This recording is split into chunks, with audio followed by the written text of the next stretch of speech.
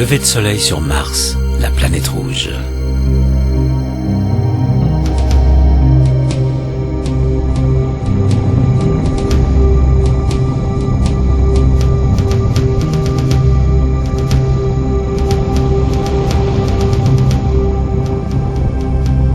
Mars est fascinante, et c'est sans conteste la prochaine planète que l'homme va conquérir.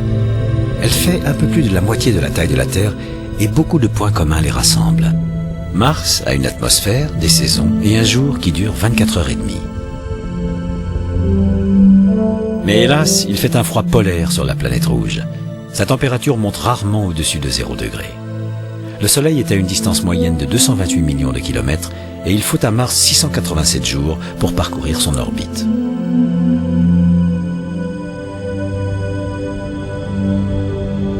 Mars est là, caché derrière l'un de ces deux minuscules satellites.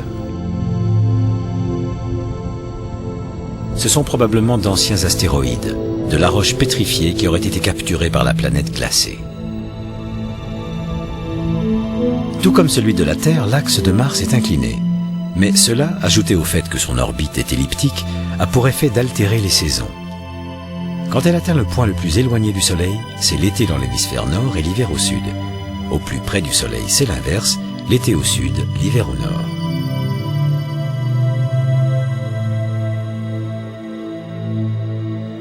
Au pôle Nord, la calotte glaciaire augmente au cours d'un hiver relativement doux et court.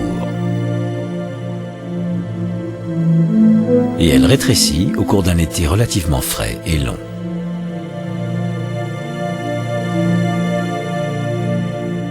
À l'autre pôle, la calotte glaciaire qui se forme au cours d'un hiver long et rigoureux est bien plus importante. Mais l'été sur l'hémisphère sud est court et relativement moins frais qu'au nord.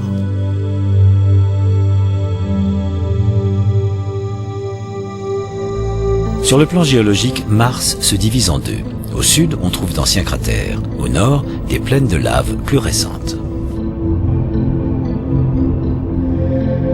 Les premières images de Mars datent des années 60. Elles ont été prises par les sondes Mariner.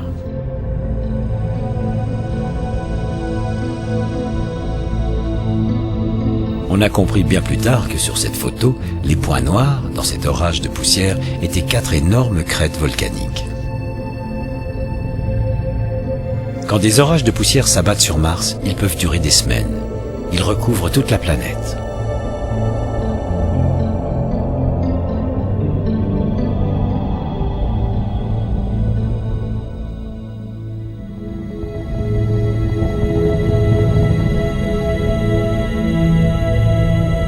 En 1976, grâce aux modules orbitaux appelés Viking, nos connaissances sur Mars ont été bouleversées. Ils ont révélé la présence de glace souterraine. Est-ce que l'impact qui creusa ce cratère aurait pu répandre de la glace fondue tout autour?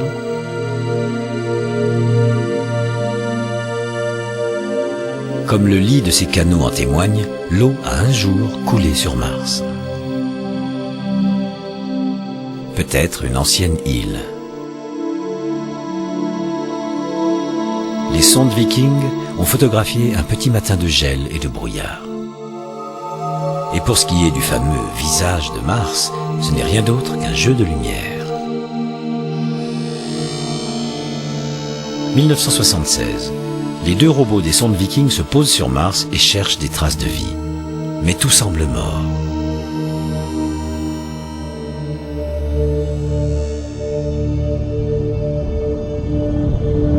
Pour avoir un ordre de grandeur, prenez le continent nord-américain.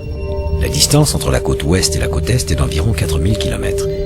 C'est la taille de la plus grande faille de la planète, la vallée Marineris.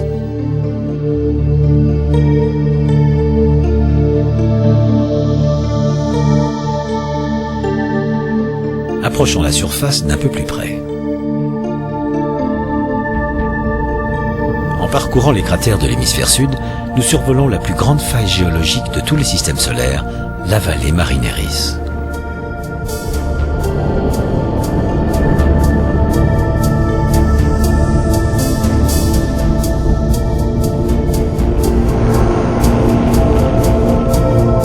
Avec ses montagnes à l'ouest, et le dôme volcanique Arsia. En voilà un autre, appelé Pavonis. Et puis un troisième, Ascreus.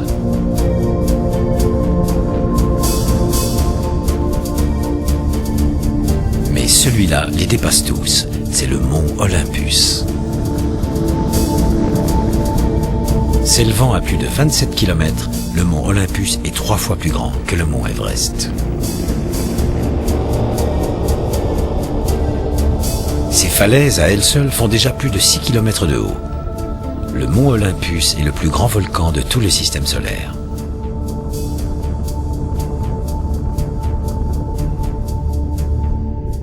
Beaucoup pensent qu'à la suite d'un gigantesque soulèvement volcanique, des océans sont apparus au tout début de la formation de Mars. Les éruptions ont fait fondre la glace souterraine, inondant rapidement toute la planète. Une atmosphère riche en dioxyde de carbone s'est alors formée. La température a augmenté brusquement. Mais personne ne comprend alors pourquoi la vie ainsi que la végétation n'ont pu apparaître à cette époque. Peut-être est-ce dû à l'instabilité climatique liée aux énormes variations de l'inclinaison de la planète. Mais la raison principale est certainement due à l'arrêt de toute activité volcanique. Aucune autre éruption majeure n'a eu lieu, empêchant l'atmosphère de se renouveler. Cette atmosphère s'est lentement évaporée dans l'espace à cause de la faible gravité martienne. Mars Pathfinder. En 1997, il se pose sur une ancienne plaine inondée.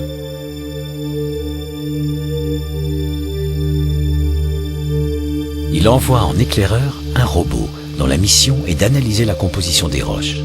Les résultats sont étranges.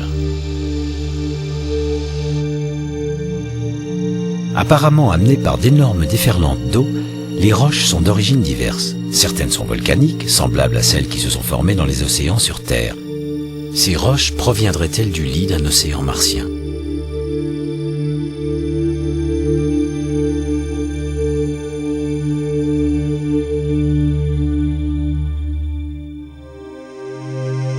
Une preuve allant dans le sens de cette hypothèse nous est donnée depuis la sonde orbitale Mars Global Surveyor.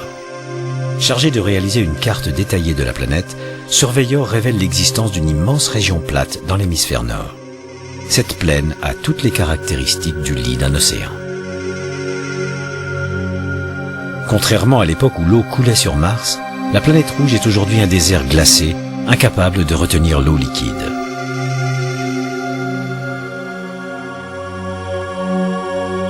Mars possède les vestiges d'un champ magnétique mesuré par Global Surveyor.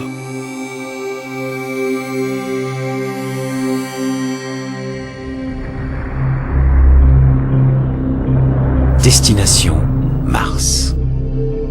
Avec le succès de Pathfinder et de Global Surveyor, d'autres missions régulières ont été programmées. Chacune aura un module orbital accompagné d'un atterrisseur. Ce vaste programme a été nommé le Mars Surveyor Programme. Son objectif est de comprendre l'histoire de l'évolution de l'eau de la planète. Beaucoup de scientifiques pensent qu'elle existe en abondance, mais sous forme de glace souterraine. Le module orbital doit relever le tracé des canaux et avec un code couleur, cartographier les données géologiques.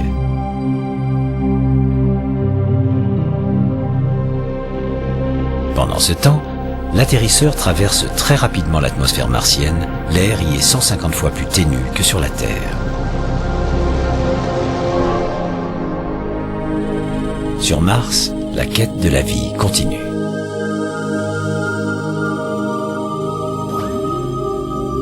Des microbes peuvent-ils survivre ici, sans chaleur et sans eau?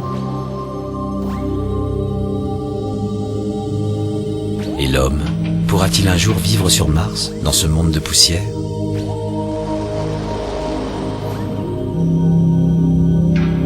Seul le temps et les robots nous le diront.